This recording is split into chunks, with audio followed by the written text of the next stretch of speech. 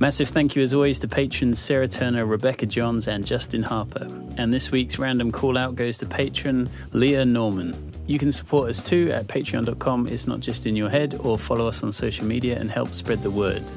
For those new to the show, my name is Liam and I edit and produce the podcast as well as do some backseat co-hosting. Today, psychotherapist Harriet Fraud talks to Susan Rosenthal. Susan is a Canadian physician and a now retired trauma-informed psychotherapist. She is the author of Sick and Sicker, Marxism and Psychology and Rebel Minds. Her website is full of articles and it's well worth a visit, susanrosenthal.com. In the mental health field, too often, we've made it seem as if it's just in your head. The landlord can hijack the rent by 20%. That impacts people's mental health. Can't have a profit-driven mental health care system if we want our people to be connected and healthy. What would be great to start this off is what you sent through. I thought it was a great opening statement, Yes. and we could go from there. Go from there. Sounds good. Okay, if it's not all in our heads, then it's in the world. And what's in the world today, I mean, what we're facing today are existential crises, climate change, environmental destruction, the build-up to war, and this pandemic. And all these crises are the result of a profit-driven system that is crushing the life out of people and destroying the foundation for our life on Earth. I mean, take this pandemic. More than 5 million people have died, and many more left disabled. Millions of people have lost their jobs and their savings. Relationships are breaking down. Drug-related deaths have reached record highs. The entire chain of global production is disrupted, and society is disintegrating. Worst of all, there's no end in sight. Now, none of this is the fault of the virus. The virus didn't cause all this. We've known how to stop viral transmission for over a century. The problem is that in our society, nothing can be done unless it generates profit, and nothing can be done that disrupts the flow of profit. I mean, to protect profits, public health measures are deployed in a chaotic, haphazard, ineffective manner that, at best, only slows viral spread. And to protect profits, industries are allowed to operate in unsanitary conditions, spreading disease to surrounding communities. And there's no profit in making schools safe or long-term care facilities or prisons. Now, instead of acknowledging their systemic failure to stop this pandemic, authorities do what they always do. They gaslight us. They insist they're doing everything possible, which they aren't, and that the problem is individuals are just making bad or irresponsible choices. They blame the Chinese. They blame the unvaccinated. They turn us against each other. And this is the same process by which people labeled mentally ill are stigmatized. That's true. We do have to remember, though, it isn't necessarily the whole world that's failing. It's the United States with its market-driven healthcare system that places like New Zealand have almost no cases. Of course, they're willing to lock down and forego money, and also they trust their government, the socialist labor government of Jacinda Ardern.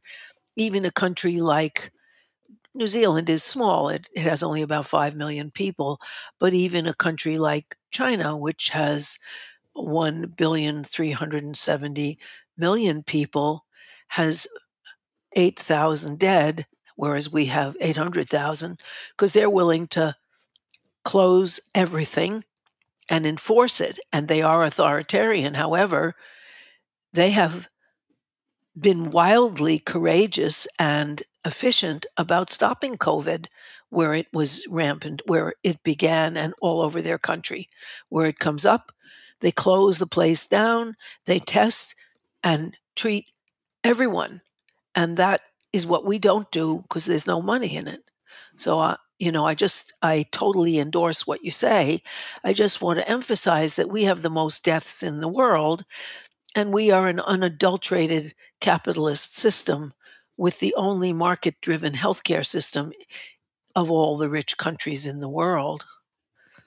Well, that's certainly true, Harriet, and that's why the U.S. has had a record number, proportional to its population, record number of infections and deaths. However, the problem is an international one because it doesn't matter how well a single country True. or state or province contains the virus when we have a global economy and other nations are not doing that. So inevitably, the virus will continue to penetrate even places that are cleared of it over and over and over. And the fact is that I think when you live in a global economy, then you have to have a global response, and Yes. that's not possible when the world is organized on a competitive basis. That's true. I mean, you look at the whole supply chain business in the United States. Supply chains are interrupted. Of course they are. 7 out of the 10 most powerful and effective ports in the world are in China. When there's a COVID problem in China, they close it down. Hello? Everything has ramifications. There's a huge labor shortage, particularly of the really lousy jobs at lousy pay and hard work. Well, that's what immigration used to do in the United States. Immigrants, once you stop the flow of immigrants, you also don't have dishwashers. Hello? There is a kind of thinking as if we aren't in, as you say, a global economy and mutually interdependent and therefore have to work together. Yes, yes. And because of that, this pandemic it's not possible to stop it in this existing system, just like HIV, AIDS, which continues to be epidemic, and also tuberculosis, which continues to be epidemic. So talk about ending a pandemic. That only means it's no longer affecting well-off white people. Generally, that's what it means. Or so many masses of people that it has to be recognized. The Spanish flu, which was called the Spanish flu by the Americans, even though it started in Kansas, you can imagine why they called it Spanish. But eventually that ebbed, but it was a different country then. America was, and the world was less developed in some ways and antagonistic in others. I think the importance of the pandemic for our discussion is how it's affecting people's health. Yeah. Right? And particularly young people. It's not just the pandemic. It's like the pandemic has come on top of things that they're already concerned about, like climate change, like the drive to war, like the environmental destruction. And many young people, I know my grandchildren, my grandsons, believe there is no future for humanity. And I came across this recently, a 10-country survey of 10,000 young people. Asking what they thought about climate change, and 60% felt very or extremely worried. More than half felt sad, anxious, angry, powerless, helpless, and guilty. And 77% saw the future as frightening. More than half think humanity is doomed. Now, this is a massive amount of suffering among young people who should have everything to look forward to. And instead of seeing this as a legitimate response to a terrifying situation, the young people are being pathologized with DSM labels, and we're being told this is a pandemic of mental illness, somehow separate from the conditions that's creating it. And this is more systemic gaslighting. I mean, it's irrational to expect people to quietly submit when their lives and their world are torn apart. And it's irrational to expect young people to simply accept having no future. Absolutely. And increasing numbers of people are being drugged into submission in order to maintain a system that is leading us into extinction. Well, one hopes that world capitalist domination with its fossil fuel demands won't imperil the whole world. But it is interesting that the bubonic plague that happened in the 13th century and killed millions of people happened as feudalism was failing, as people were unhealthy, as the old estate system of feudalism was breaking down, and there was ill health. And I think capitalism is breaking down and creating and helping to create the conditions. Look at the kind of food people eat in the United States. A huge bag of Cheetos, Fritos, or Doritos that people glom while watching television or playing video games is equal to a half a cup of lentils that some starving child in Nigeria might have. That there's a whole unhealthy and desperate attitude here as people's lives are looted and they don't know why, because the ideology tells them they're in the seat of freedom and opportunity. That's the gaslighting that you beautifully refer to. But I think people are beginning to see this. I mean, this morning, I read this article in Teen Vogue with the title, Biden's COVID response is the problem, stop blaming individuals. And this young person who's writing for other young people says, let me just find the quote here. She says, we cannot blame 800,000 deaths on selfish individuals. The blame lies with a government that can provide the necessary resources for people to weather the storm, but is choosing not to. And I think that is speaking to young people who see the incompetence of the government response to this pandemic, know what needs to be done, see it isn't being done, and are suffering, and their families are suffering, and people around them are suffering. And I think we're beginning to see more rebellion and more rejection of the official story.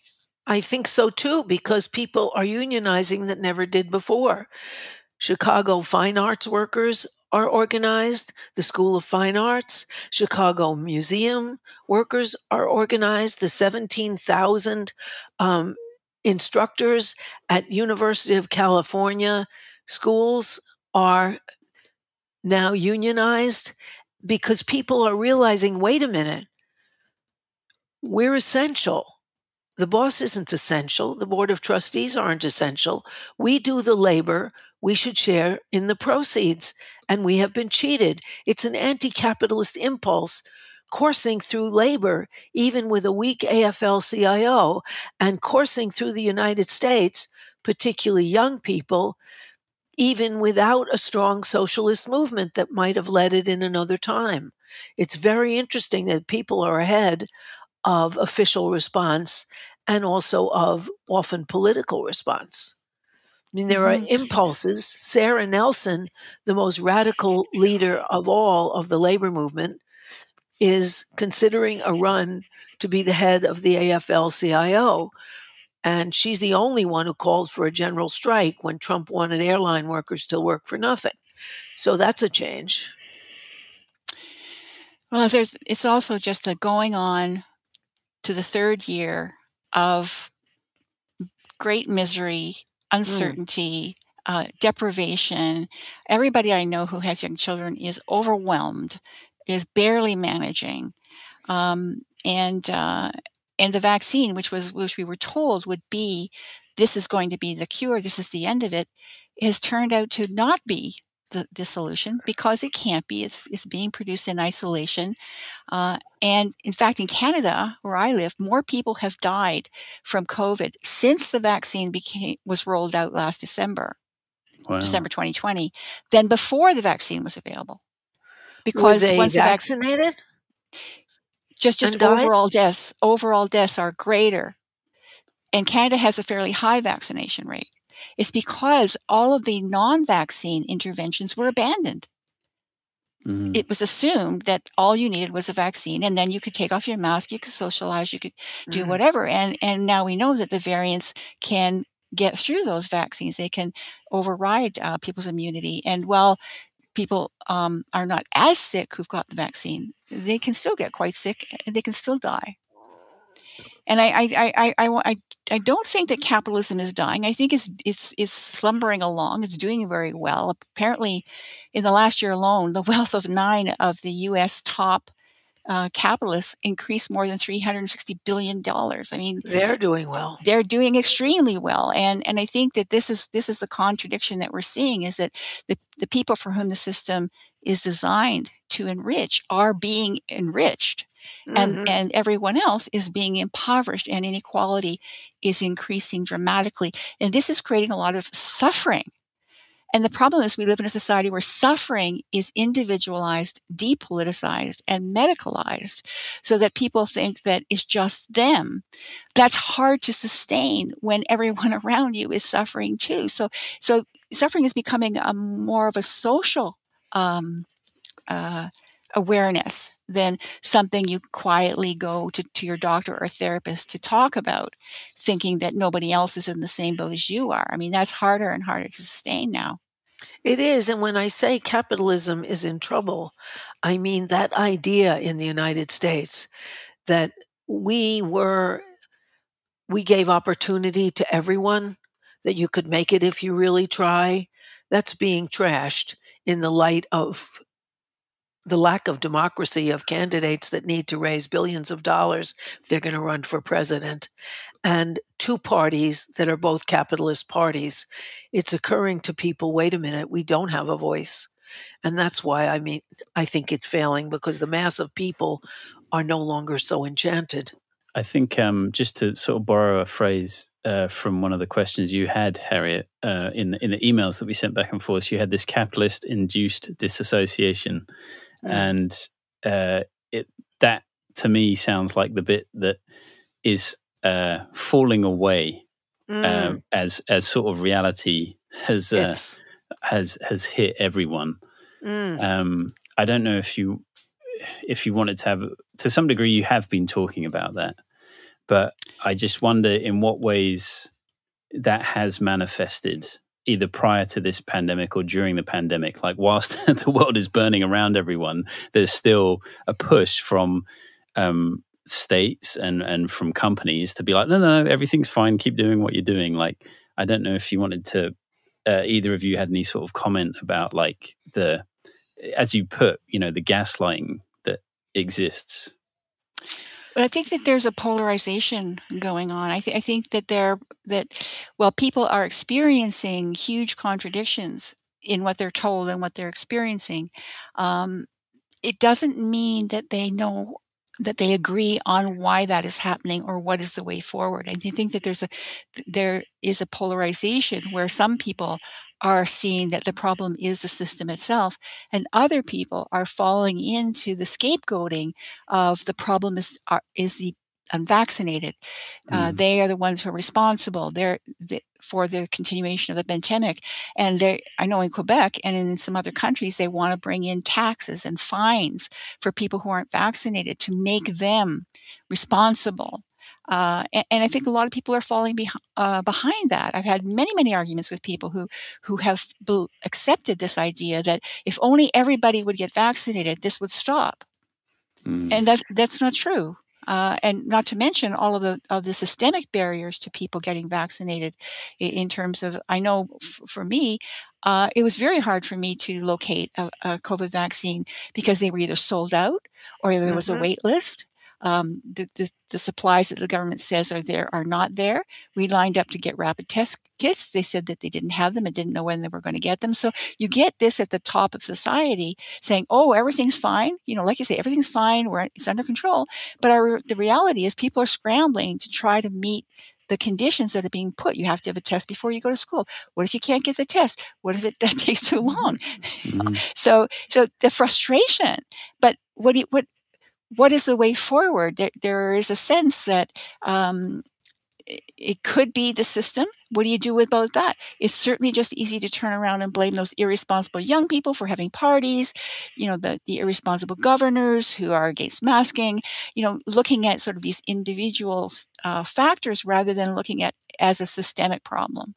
Which then results in a lot of irresponsible behavior on the part of individuals and political polarization in the United States that means that anything that the government suggests is suspect, because starting with Ronald Reagan, there was a big shift away from FDR and the idea that big government is great because it brought you Social Security, unemployment insurance, and 11 million people employed. It was the government is bad and you have to reduce government, which is part of a right-wing platform to reduce the few taxes they already pay. So whatever the government tells you is suspect. However, people, at least on a work basis, are understanding it. The people who work at Amazon warehouses with Jeff Bezos are beginning to unionize, even though they are investing millions into suppressing unions, because they see that they're getting hurt and they're getting sick and they're not protected. And if they get COVID at work, they have 2 weeks of paid vacation and that's it, Or, in his great generosity, Bezos said you could borrow weeks from other employees. So that they're realizing it's outrageous and against all odds, organizing so they have more control. But that's not understanding the wider capitalist role. Anyway, I think we have to look at what you very sensibly call the medical psychological professionals who are so focused on looking at personal causes of misery that they don't look at the social causes. And that's, I think, a lot in the United States influenced by big pharma, because the big pharmacy companies worked with psychologists originally, and this was written up in several places, to make every diagnosis in the DSM, the Diagnostic Statistical Manual, plug into a medication. That was fought hard when they came up with post-traumatic stress disorder around Vietnam, because that's obviously not a biochemical emergence, it's the war experience. And there have been demonstrations against the Diagnostic Statistical Manual at each of its rewritings.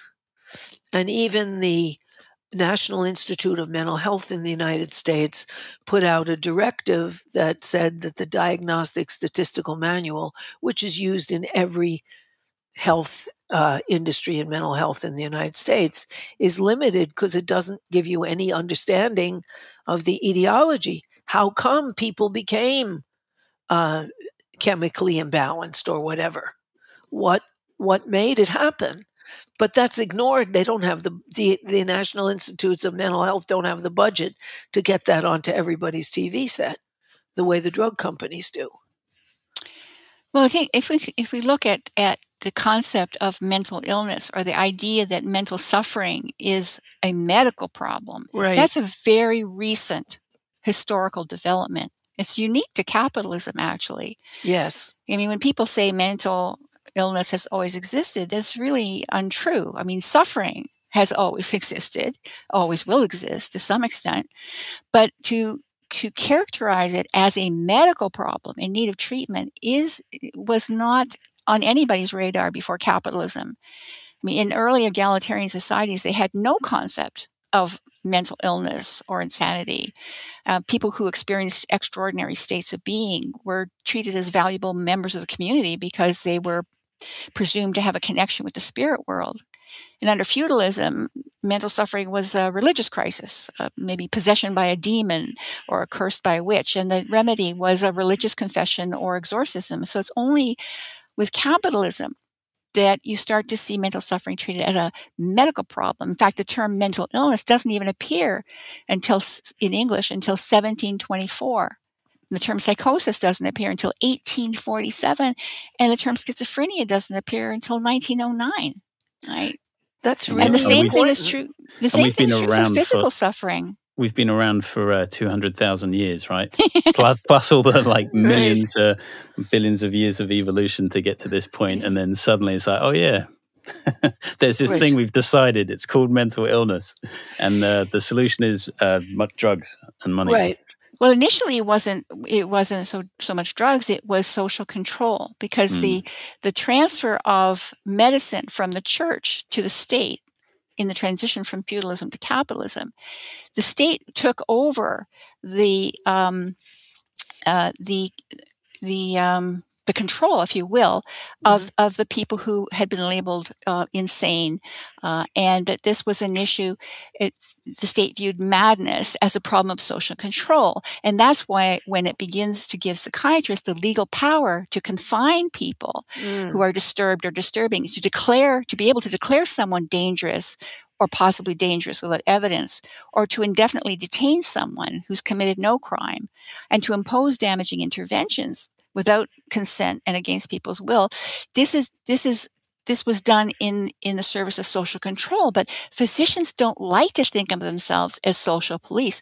So they interpret these state demands as that they're promoting the concept of madness as a disease requiring treatment, which justifies their role. But now, of course, as you've stated, the role of psychiatry has expanded far beyond the containment of madness. And the modern DSM has become an authority on what is considered acceptable behavior. In other words, it's a means of silencing rebels and imposing social conformity. It's not only behavior. What's an acceptable state of feeling? What's an acceptable emotional state? And it's very interesting to me. I went to Mondragon, which is a city in Spain that consists of 104 different, I think it's 104 different cooperatives. It's all cooperatives. And one of the things I noticed immediately, there's no cops, which is amazing. And also, I talked to someone on an assembly line, and I said, well, what do you do since you work as a co-op and you work together? This was in a big factory, Frigor, that made refrigerators and dishwashers. And these people were putting parts into dishwashers, at least until the buzzer went off. They didn't allow anyone to do repetitive work for more than 2 hours. So after 2 hours, you switch to another job. But I asked a woman there, well, what about if one of you on the line is an addict and he or she doesn't do their share, or is having emotional problems and breaking down and doesn't do their share of the work? How do you handle that? She said, well, if for any reason people aren't doing their share, which is rare, we talk to them. And if that doesn't work, they're sent to a rehab, but that's only happened once or twice in our 75 years or so of existence. People talk to that person, and we all make the decisions about our job. And so that just isn't a factor here. And I realized it's because in Mondragon, everybody has to participate in the cooperative. And in that particular cooperative, because it was around 2009, the recession of 2008 had hurt their market in Spain, where people had second homes on the beach. So they were selling less appliances, and they had to meet together and decide, how do we handle this? Do we all take a day off and produce less and therefore take a slight pay cut? Do people get fired? What do we do? And they decided, well, we'll all get a little less and we'll all have a day off. And she said, well, we all did it together. Everybody's a part of it. Nobody feels so alone. Maybe that's why. And the loneliness, when you don't decide on the conditions of your work or what you're paid, and you don't decide in an honest way much about your government, and you don't have close ties that are respected and honored, and you don't have a political culture of a socialist movement, or you're not active in Black Lives Matter or Me Too or something, so you don't have a sense of connection with people that gives you hope, then people go mad, because we are social animals. And the isolation here is terrible. Yes, it's very true. In the vast majority of human history, we lived in egalitarian societies because that was what maximized our chances of surviving. Right. And now we're in a position where we're not fit to, we're not fitting in with our environment, which is the criteria for survival of a species. Because we don't live in egalitarian societies. We live in class-divided societies where we aren't, as you say, we are not allowed to cooperate and to make decisions about what's in our best interest. And I think this is where we can talk about the role of the professional class, which is a class of presumed experts who we are told are better at making decisions than anybody else, and therefore they should have the exclusive right to tell us what we can and cannot do, cannot think, feel, and it robs us of our agency in being the creative problem solvers that we have evolved to be. And so, of course, people are breaking down, are feeling isolated, frustrated, that their lives are consumed by repetitive and meaningless activities, and frustration and deprivation, and this is something that can go either towards a break with capitalism and new social formations that are egalitarian and democratic, or it can move towards a fascist authoritarianism. And it really depends on what we do, which one it's going to be. Yeah, I think the professional managerial class are the people who work for the capitalist ownership class in order to justify what they do and facilitate what they do. Because in a class society, you have basically you have three classes. One is the people who do the work. The other is the people who appropriate the wealth from that work and decide where to allocate it and distribute it. And the third is those people that make it possible, the professionals, the supervisors, the so on, who don't directly do either, but create the cultural conditions and the social conditions that make it possible, from the secretary that writes out the pink slips to the professionals that justify and advertise what the company is doing, which lies about what it's doing and pretends that they do it all for you when they do it all to make money for a small group of people. Yes, well, I think that the medical profession, the psychiatric, psychological profession, are part of the professional managerial class. And I've been teaching master's level psychology students for about 27 years, and I'm absolutely convinced that everyone, with rare exception, everyone who enters the helping professions is motivated by a strong desire to help others and to make the world a better place, right? They're very altruistic, very caring people. However, these feelings of altruism are exploited by our institutions that claim to serve the public good, but in practice serve to uphold an oppressive social order. And that puts us in a conflict, in a class conflict. It's like we have to wear these two hats. Under one hat, we provide life-saving support to people, and on the other hat, we impose restrictions and controls that are experienced as oppressive and even traumatic, like forced confinement and forced drugging. And even the support we are allowed to provide is strictly limited. Like, I can prescribe drugs to alleviate suffering, but I can't prescribe what people really need, which is safe housing, decent jobs, higher wages, social support, connection, and those social benefits. And when, as professionals, we accept these restrictions, and we have to accept them to retain our professional status, we help perpetuate the lie that there's not enough to go around, which there is, and that there are no social problems, only individual ones, and that we know what's best because people can't be trusted to make good decisions. And we're not a profession that's really at the forefront of creating collectives that figure out how to thread our way through these things, because we maintain our own lack of awareness.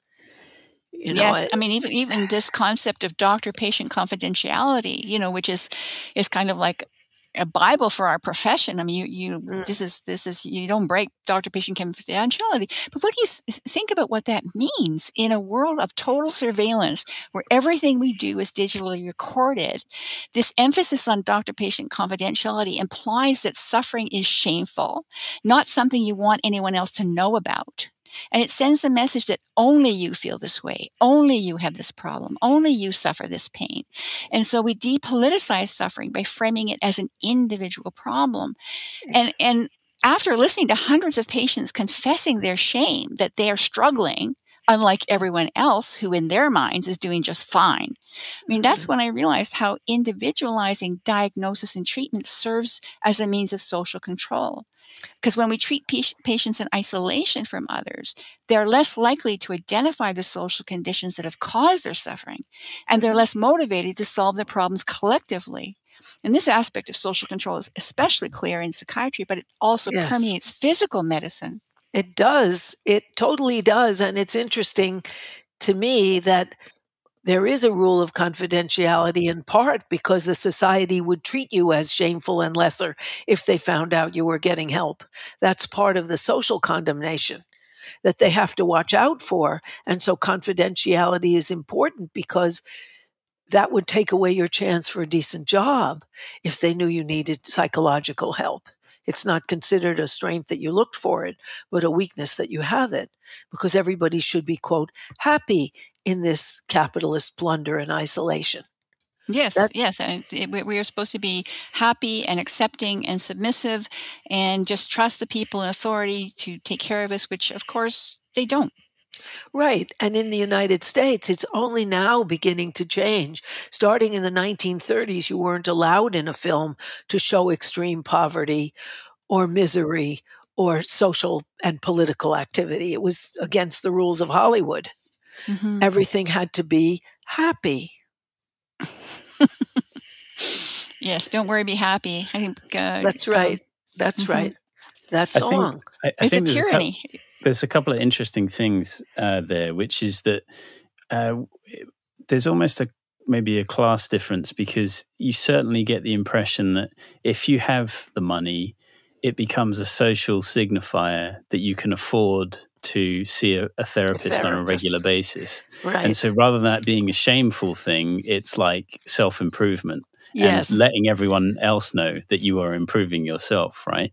And this is a sort of interesting twist on all of this stuff, because I think it's sort of returning to that positive thing.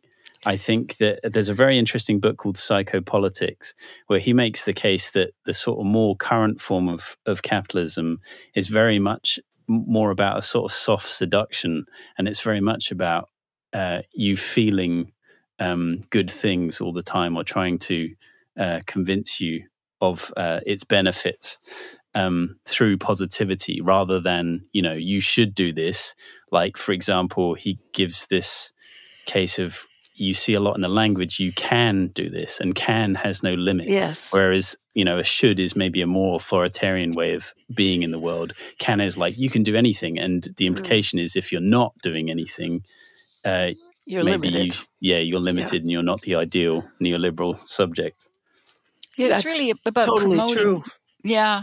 It's about promoting personal bubbles in which you feel a sense of serenity, control, safety, and of course, the more resources you have, the more secure your bubble is. But the thing is I think, as someone said to me the other day, that she's beginning to realize that there is no safe place. There is no island on which you can forget about what's happening in the world and live your happy life.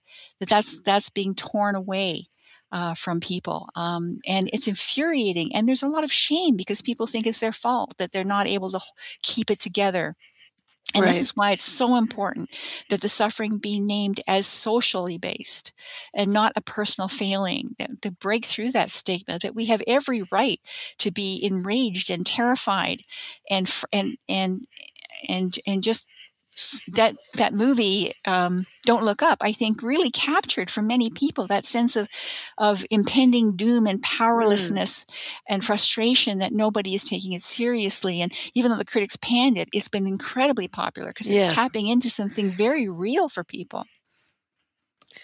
I also think that it's only in a certain professional, quote, woke group that therapy is considered an asset. In the higher management, it's considered an impediment. You're not as trustworthy. And for the mass of working people who don't get expensive therapy, who get drugs and hospitalizations, it's a sign that you have failed, because psychotherapy, in which you get to know yourself with a fellow traveler who listens and helps, is a luxury. At least in the United States, the most experienced therapists don't take insurance. They make it a real harassment. If you take insurance, you have to keep writing reports and justifying why you aren't using drugs and invading someone's privacy. Whereas if you have the money to see a private therapist who doesn't take insurance, you get a much higher level of service. So that too is class divided, and therefore people who don't have money for a private therapist get drugged instead. Or CBT. Right.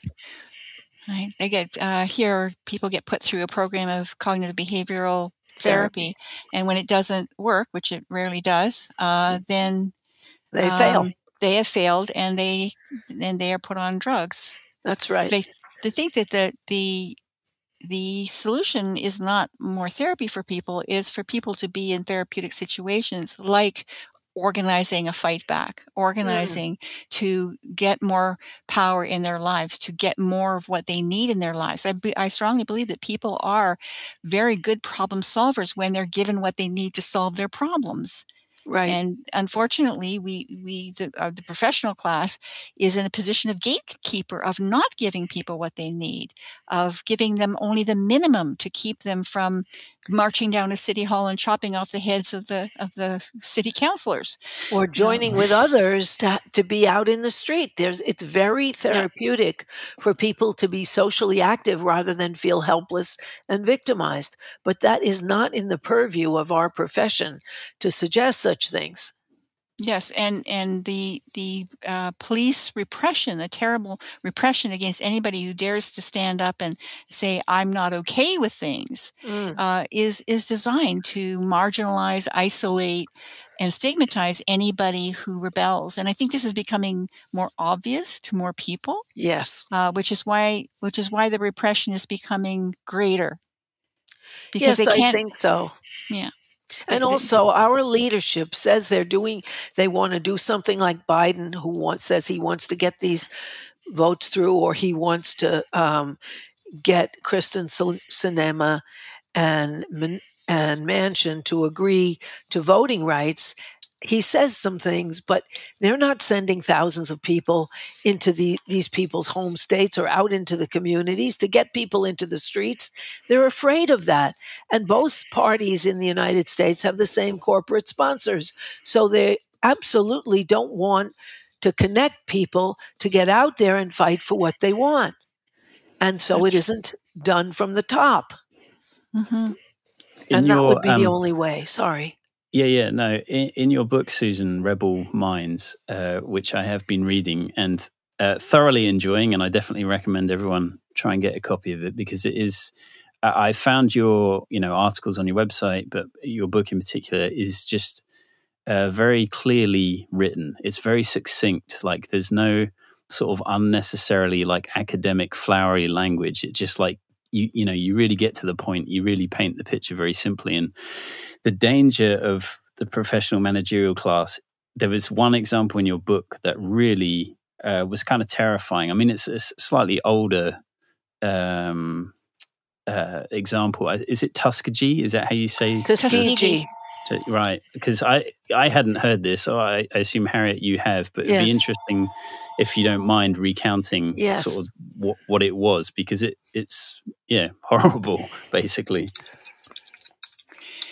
Well, it's not an aberration, unfortunately, because this kind of experiment is still going on. I mean, certainly in Canada, even just recently, there was a lawsuit of Indigenous people who had agreed to do a study of one thing, but without their awareness or consent, something else was being studied that they weren't aware of. And there's a long history of using oppressed peoples to do experiments, to do so-called studies. The Tuskegee Project wasn't actually a study. It was a project of collusion in racist practice. And to explain what happened is that the Tuskegee Institute in Alabama was originally set up to train Black teachers because they weren't, because of segregation, they weren't allowed to train in the schools that taught white teachers. So in 1932, the U.S. Public Health Service chose that institute to be the site of its project, which was called the Tuskegee Study of Untreated Syphilis in the Negro Male. And it was exactly that. The study enrolled 600 Black men, more than half of whom were infected with syphilis.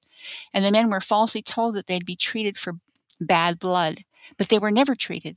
They were monitored until they died. And the project was supposed to last 6 months, but it went on for 40 years. Even after penicillin was discovered to cure syphilis, the Tuskegee subjects were not offered this treatment or even advised to seek it elsewhere.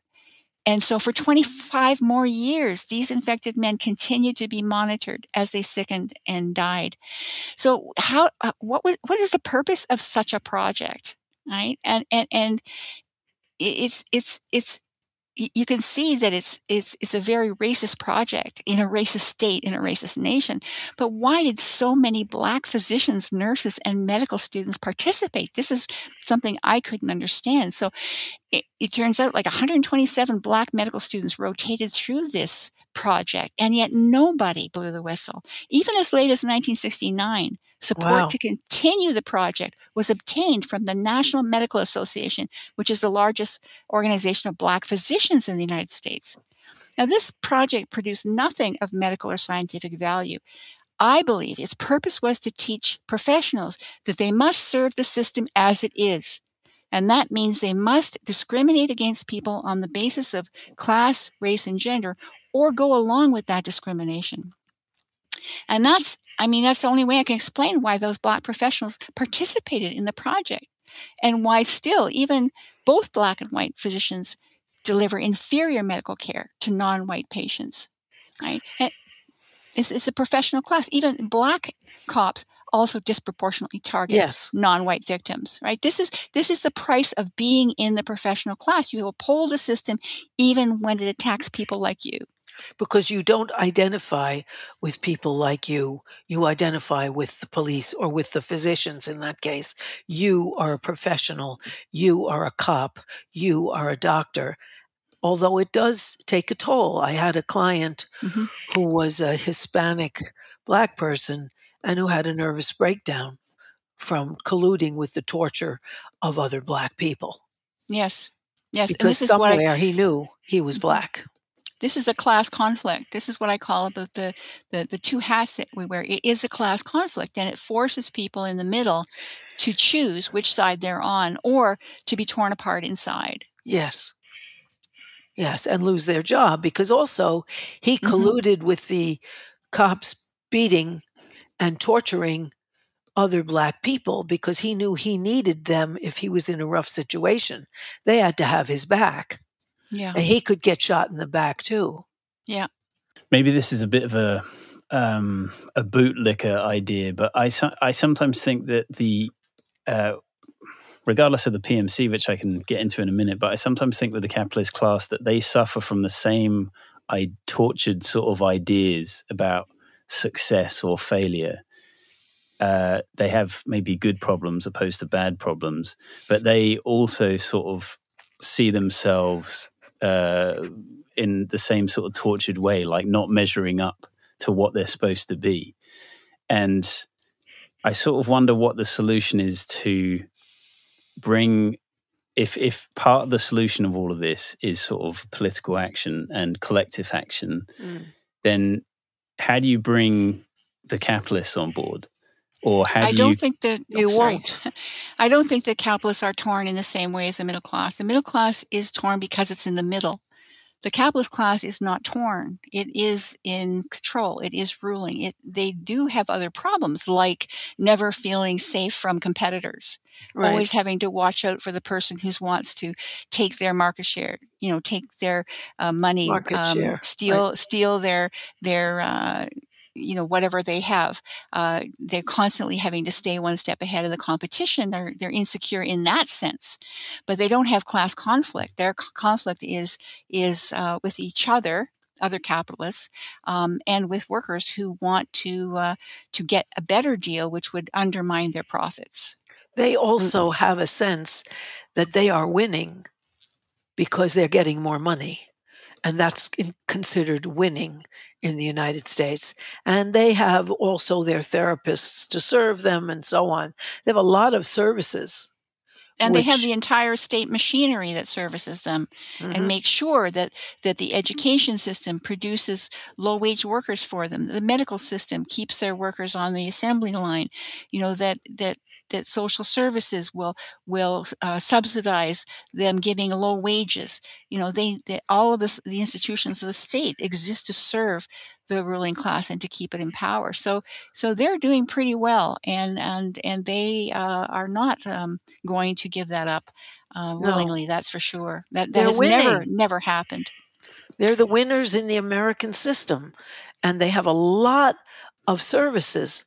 And so, of course, if there's a revolution, the working class will save them and allow them to be collective and live in a kinder world, but they're not suffering the way the people are who are, let's say, evicted.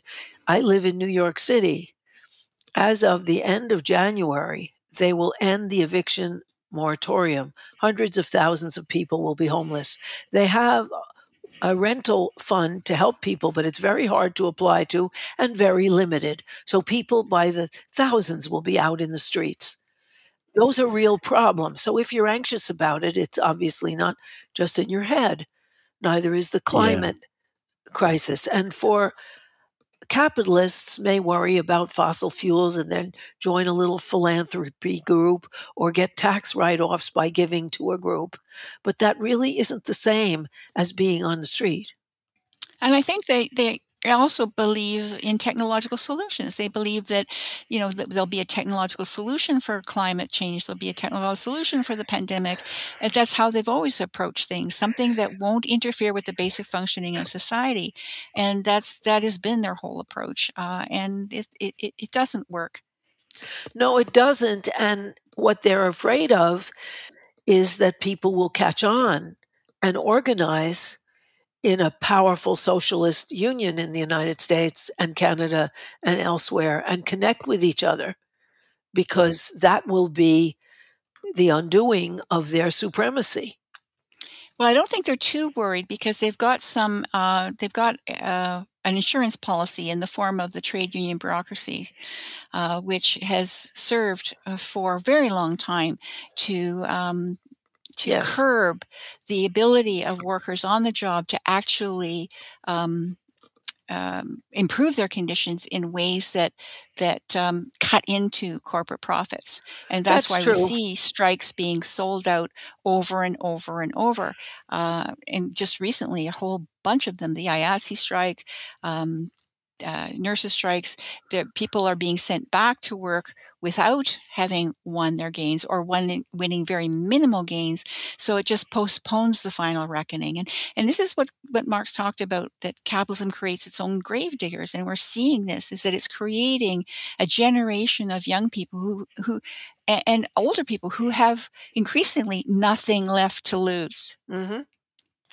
That's true. But on the other hand, more and more Americans are organizing outside of the AFL, and Sarah Nelson is running for president of the AFL. I don't know if she'll win because that's an entrenched bureaucracy, but she is a radical, and they have a sense that they created these organizations, and so that there were a bunch of teacher strikes across this country, especially in the South, places like West Virginia. They were not in the teachers' union. They just struck in collectivity with each other. So that's happening as well. The union movement is changing.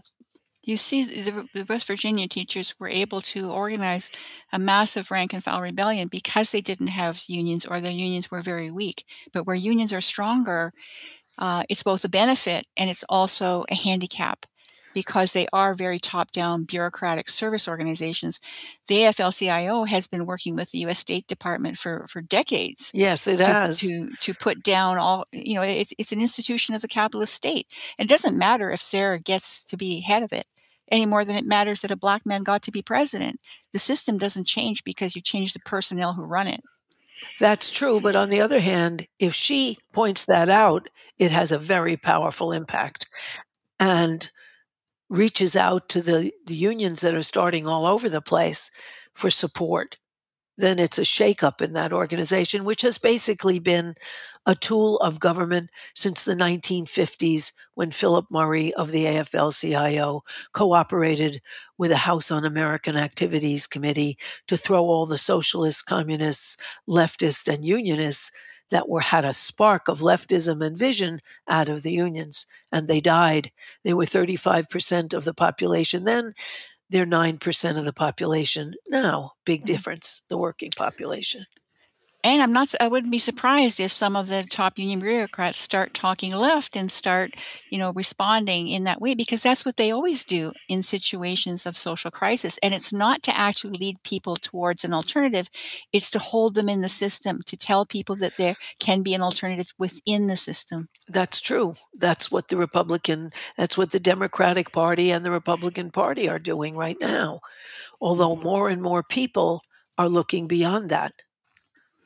And Well, it's hard changing to the look. institutions. Yeah, it's hard to look beyond it when there isn't anything beyond it to see, That's because we true. don't really have a socialist movement. And what professes to be socialist is very, I think, quite managerial in a sense of Yes. saying to people, "You put us in power, and we'll make a good society for you," instead of saying With you. need to be the ones in power. The people who do the work need to be the ones making the decision. We can help you get there, but it's up to you to do that. But that's where places like Cooperation Humboldt in California, Cooperation Jackson in Mississippi are working to create an economic cooperative model and change that throughout the society. There are all these things that are up for grabs now in the United States that weren't 20 years ago or even 10 years ago. Circling back to something you said towards the beginning about many young people not feeling that there's any hope for the future, do you, Susan, see any hope, any sort of solutions that work for you, like the cooperation, the co-op model for work purposes and stuff like that seem like good things? Do you have anything that sort of lights you up, as it were? Well, I don't think co-op models are the way forward, because they have existed since the beginning of capitalism. Even before, people have created model societies, and that's fine, and it works for those people. It's not something that can be instituted in society as a whole. You're not going to have a cooperative U.S. military. You're not going to have a cooperative fossil fuel industry. The only way forward, really, when you have a global economy that is totally integrated, is for the people who work in the chain of production around the world to begin to be organizing for themselves in the workplace with the aim of taking over those workplaces and running them without Jeff Bezos and Elon Musk and all the layers of managers, but to make decisions themselves about how many people should be working, what should be the compensation, what should they be making, who should get it, how it should be done. This is the only way that people are going to have work that is meaningful and safe, and that they can work in ways that protect the environment, protect the communities in which they're situated. And we're talking about a global socialist revolution that has to take place all over the world, and that's possible because we are globally integrated economically, with communications. It's certainly the infrastructure is there. Capitalism has created that infrastructure for us to use. And we do use it now, but only to enrich the capitalist class. We need to be using it to solve the problems that are facing us in terms of deprivation and disease, stopping war, taking down all those national boundaries so that we can have a cooperative world where everyone is protected and everyone gets their needs met. I believe that that's possible. I think it's the only way forward. It's the only way we're going to survive. It is the challenge of our species. If we don't meet that challenge, we will become extinct. That's the choice. Yeah, I think there's a book called How to Be an Anti-Capitalist in the 21st Century, and towards the end of the book, he talks about that you can do certain things that might not sort of immediately end capitalism, but it drives a wedge into it that opens up a space for other things to turn up. And I think that that's possibly where, universal basic income could start to do that. I think whilst you're right about the historical nature of co-ops, that they've been around for a while, I do think that they offer, if you're in one or you know about them, because a lot of people, in the UK, I've spoken to people who have set up a business or stuff like that. A lot of people just don't even know it sort of really exists as an option, as a structure. And I think it at least offers some sort of different way of thinking. And to some degree, that's why I'm sort of, was talking about the sort of bootlicker idea of like, can you convert the capitalist? Because I think that they're stuck in a particular way of thinking and seeing the world. And that maybe there is, we had a guest months ago, and Dr. Ansluis, who is First Nations guy, and he, in his book, The Medicine something or other, he was talking about, there's quite a sort of profound bit where he talks about the idea of having to eventually help the people that came and invaded their land. Like, they're sick, those people, and they actually need help as well. And so that's why really I think about what do you do hypothetically, what do you do with this capitalist class? Because they're not going to go down without a fight, or they're still going to remain they're still going to be around. That impulse, whatever it is, could still be around. So how do you address it? How do you deal with it? Because to my mind, they're very disturbed, and we live in a culture that is dominated by very disturbed people setting the rules of the game. So how do we address that? Well, I don't think the problem is what the capitalists think. I think the problem is the power that they wield, that they insist on wielding exclusively, and that's the problem. Is their power and our powerlessness, and the two are dialectically related. And once you take away their power, their ability to exploit other people for profit, then they just become other human beings like any other. But to get back to what you said about the universal basic income, I think that's a trap, because what it does basically is say that it's okay for industries not to pay people a living wage. What we can do is we can have governments subsidize people to have a decent income. And so industries can just pay even less. And, oh, by the way, if we're giving people this money, maybe we don't need to also provide them with services, because they can use their money to buy those services. So I think it's not a solution. If any, it is a trap. And what we need is, in the immediate, we need to have higher wages. We need benefits, everyone. We need financial support through this pandemic for all workers. And that should be coming out of their profits. It shouldn't be coming from taxing workers to support workers, to allow industry to pay less. You see, I mean, it's a nice idea in the abstract, but in reality, it would have tremendous repercussions, which would not be in the interests of the majority of people. Yeah, you'd need the extension of that, which is universal basic services, right? Which is basically that everything on the ground is covered. You have a roof over your head, you can get some food, you can have healthcare, you can have some education, and you need that as a sort of basic sort of foundation for everything. I think the idea is that you start to open up the possibility of things could be arranged a different way. I think that's the sort of most optimistic version of UBI, or the consequences it could have. But I totally see a point that the problem is not how someone thinks, it's how much power they have. And it's also not a question of money, what people needing money. It's people needing power to make choices about where society is going. What are our priorities? Where do we put our resources? What do we do? What do we not do? It's having the power to make those decisions that will allow us to enrich our lives, not just to buy us off with money so that we continue to live in the same alienated, polluted, destructive society. I've realized we've sort of got towards the end of the hour. I don't know if you had to urgently go, or whether there were any more questions, or if there was anything you wanted to wrap up with or plug or anything like that. I think we covered most of the things that we said we wanted to cover. Yeah, I think so. Rebel Minds is a great book. It's well worth reading and buying. Yeah, it's really great.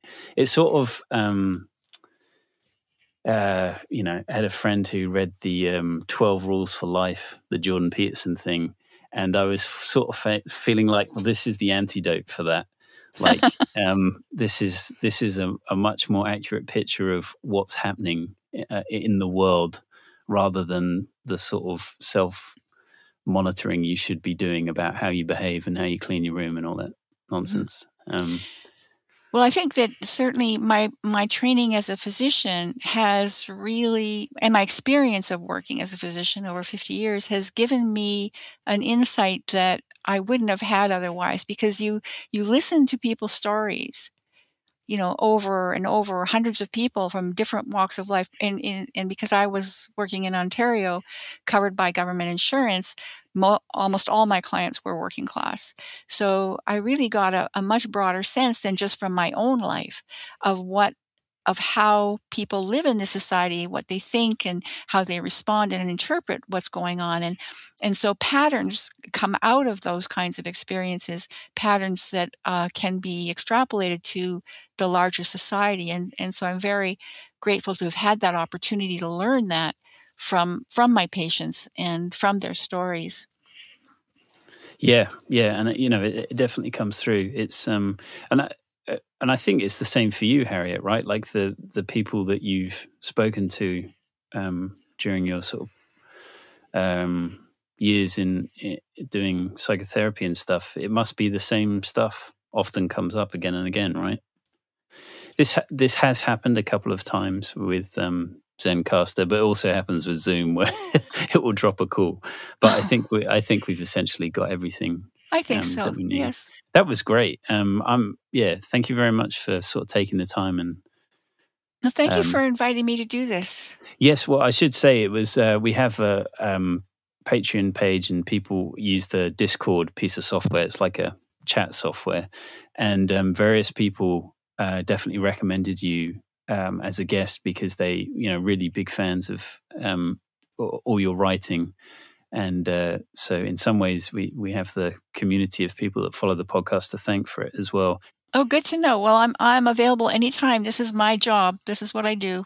By the way, listeners, if you have enjoyed anything you've heard Harriet say in this program, you will definitely enjoy Capitalism Hits Home, which is a solo program that Harriet does through Democracy at Work, which is a worker-owned cooperative that produces other great programs such as Economic Update with Richard Wolff and the Anti-Capitalist Chronicles with David Harvey. I can't recommend enough that everyone also listen to Capitalism Hits Home if you enjoy It's Not Just in Your Head. Capitalism Hits Home is a sort of broader overhead view. It explores the way that capitalism shapes our personal lives, our psyches, our relationships, our families, and it looks particularly at the sea change in American personal life as all Americans, but the top 10 or 20% of Americans, have our security and our chance for a future become as precarious as it always was for minorities and families headed by women. It's not just in your head, and Capitalism Hits Home are definitely complementary.